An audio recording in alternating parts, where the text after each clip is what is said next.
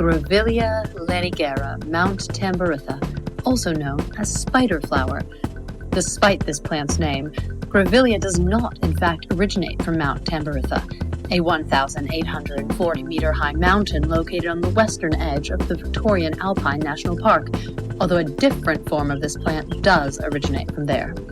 Despite not having alpine heritage, Grevillea is a stunning plant from the Proteaceae family with highly unusual pinkish red and cream flowers. Grevillea's flowers bloom from winter to spring and contrast beautifully with its furry green leaves held closely on low stems, attracting both insects and birds.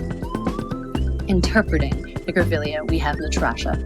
Natrasha might not be a botanist, and a name that includes the word trash might not read as the most environmentally conscious person, but in actuality, her name is a reminder for you all to recycle and take care of the planet. Obviously.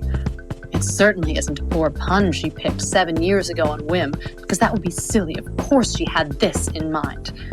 Come see her doing what she does best, standing there, saying very little, and being pretty, provided the heat stays below 26 degrees, else come see her melt, in real time, dressed like a fabulous plant. Either way, she hopes you'll be entertained.